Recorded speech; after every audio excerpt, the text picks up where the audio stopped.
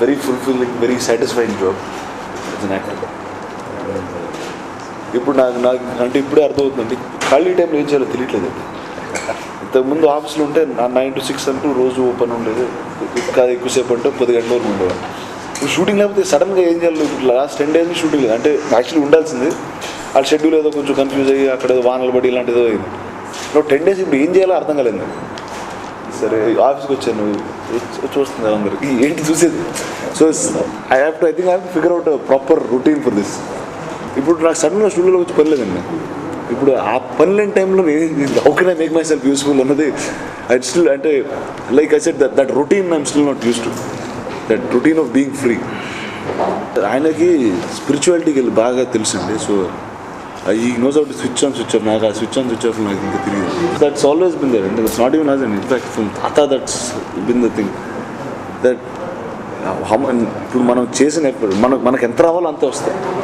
ఇప్పుడు రాకపోయినా ఇప్పుడు ఏదో టైంలో మనకి ఎంత రావాలో అంతే వస్తుంది. ఆ బ్యాలెన్స్ ఉందని నేను క్లియర్గా నమ్ముతాను. ఈరోజు ఎక్కువ వచ్చినా అంటే if I don't deserve this and I get a lot, వేరే చోట డిజర్వ్ చేయాల్సిన చోట రాదు. సో లైఫ్ అన్నది చాలా క్లియర్గా బ్యాలెన్స్ ఉంటుంది and whatever is happening is already predetermined. So ఇప్పుడు it's like this. Now I did this film, I finish the film, my job is over. Now, I don't know how many theatres it's playing in, I don't know where it's playing. If you have phone cheese ticket, you can't get theatre ki. So it's like that. And see, there are few things in that film that I'm also not happy with, which again, as a newcomer, I couldn't voice out then, but I'll eventually want to get that better. Now, Shekhar wrote a classical. He wrote, and I think he's one of the best writing works that he's done ever.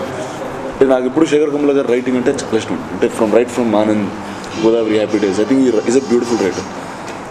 I think this film ఆయన ఆ genre change చేసుకుని రాశారు, which is impeccable. అంటే genre మార్చి రాయడం అన్నది it's not an easy thing for a writer or a director. Somewhere I was not 100% happy with the way it was presented. I thought that could been, అంటే మనకు problem ఏదంటే మైండ్లో ఒక reference పడుతుంది. ఇప్పుడు you'll see a film like Martin Scorsese Aviator లాంటి సినిమా చూస్తాం. ఇప్పుడు like why can't I do that అంటే, and again this also coming from ఇన్ని సంవత్సరాలు పోస్ట్ ప్రొడక్షన్స్ చేసి I know what can be done better.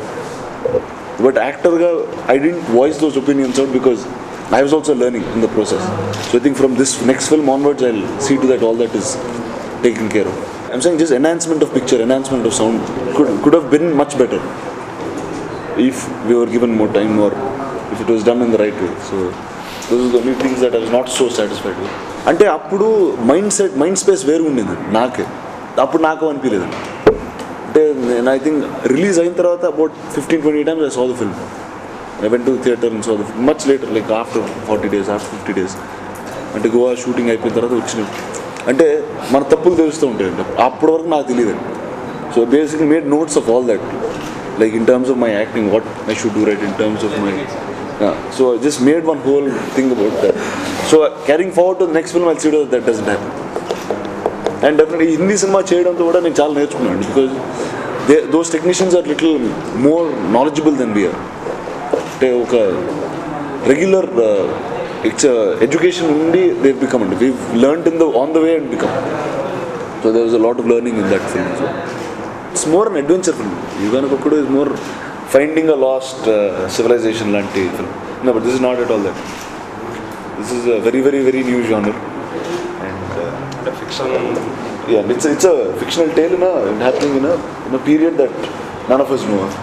అక్కడ యాక్చువల్లీ యుగానికి ఒక్కడు వచ్చేసి సమ్ పార్ట్లీ హిస్టరీ అండి, బికాజ్ చోళరాజుల గురించి చెప్పారు.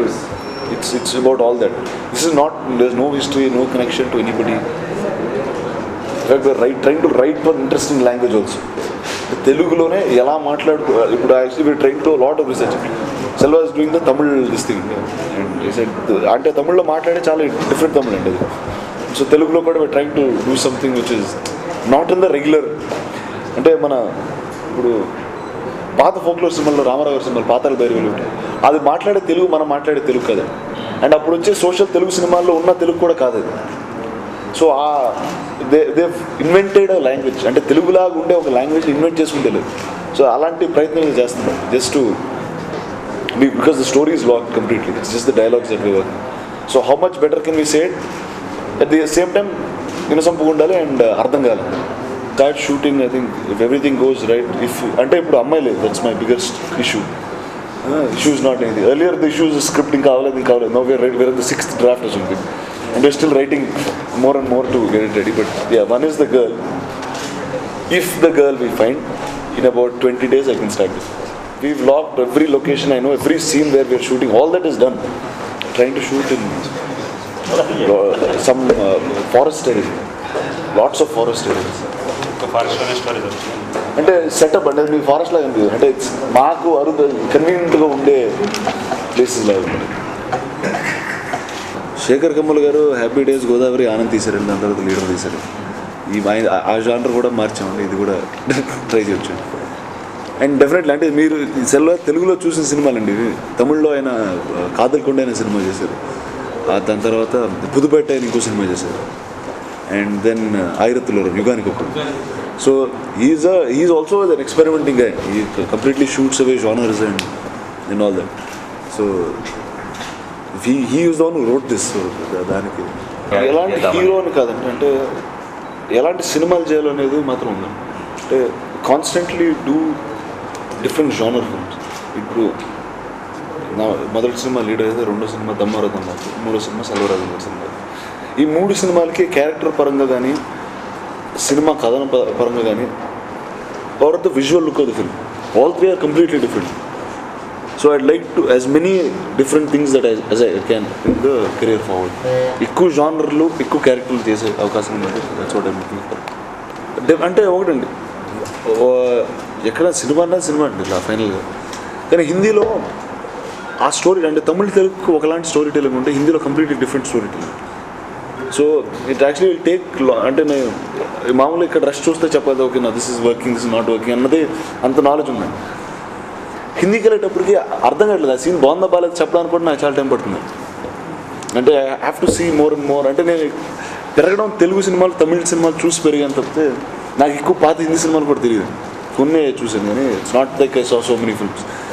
సో ఆ హిందీ స్టోరీ టెల్లింగ్, ఆ Hindi style of scenes I కంప్లీట్గా డిఫరెంట్. ఇప్పుడు మనం హిందీ సినిమాలు చూసినా కూడా మన style of scene division, short division ఉండదు.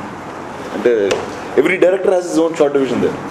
So for me to understand that story telling is taking a little time, but hopefully by the end of this film I will understand it.